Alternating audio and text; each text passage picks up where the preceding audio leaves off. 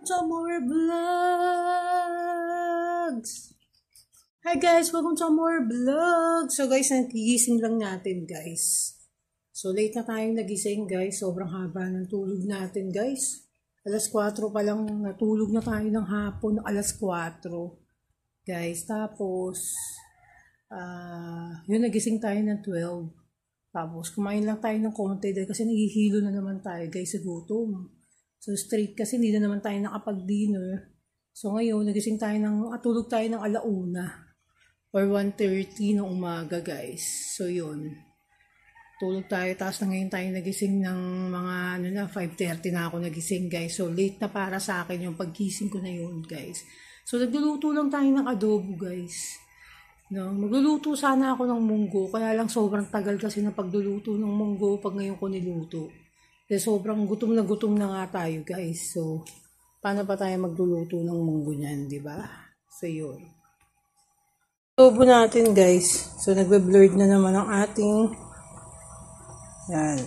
adobo natin. Adobong manok guys. Yan. Tapos nakapagsaing na rin ako. Nilagay ko yung itlog do sa ating sinaing. Pagsaing na rin tayo ng bonggisius guys. So ayan guys. So nag-refill ako ng natin guys. Nung mantika natin nag-refill ako. So ayan yung ating mga coconut oil guys. So nag-refill tayo. Ang dami rin palang laman nung binili ko guys na coconut oil. So ito yung binili nating coconut oil. So ito guys, yung binili kong coconut oil. Mura lang siya guys. Parang mas maraming laman to guys, dun sa binili kong nasa pack. Guys, so ito na yung laging bibili ko na coconut oil. Kasi ano lang siya guys 300 lang siya Tapos ang katumbas ng laman nito, dalawang ganto na nasa pack na binili ko dati. Dalawang ganon. Tapos may natira pa. Ayan, ang dami pa niya guys. So, siguro aabutin ng dalawang ganto pa yan pag sinalin. Pag sinalin, sobrang dami niyan laman guys. Grabe.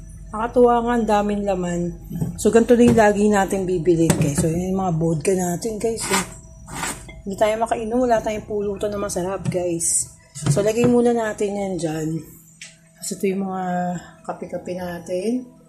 So, yun na lang yung mga canned goods natin. Hindi pa tayo nakakapamili guys. So, sana makapamili tayo. So, yan. So, yung ating olive oil. Yung olive oil tayo. Kasi ito yung suka guys. Ito yung bagong suka na ginawa natin, tsaka to. Yan, guys. So, hindi na natin masyadong inanuhan, guys. Inangangan. Sakto lang yung nilagay kong asin, dito, guys, yung sili. Sakto lang yung sili na nilagay ko, hindi siya ganun kaanghang. Yan, guys. Sa ilalim yung pinaka sili-sili niyan. So, napakasarap niyan talaga, guys. But, guys, magpa-fried chicken ako. Sabi ko, gusto ko ng fried chicken.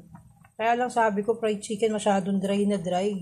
Diba? Tapos hindi naman ma-enjoy sila Dora din doon sa fried chicken na lulutuin natin. Kaya yan, adobo ko na lang siya guys para malayo rin yung marating. Nung adobo natin, pwede pang abutin bukas yan guys. Sobrang dami yan. So, ayan. So, luto na yung ating itlog dito sa ating rice cooker. Dalawa lang inalagay ko. Late ko na siyang nailagay guys. Sana nabuo siya. So, hindi ko pa siya inihila. So, binaba ko pa siya ulit, guys. So, yan lang yung mga kaganapan.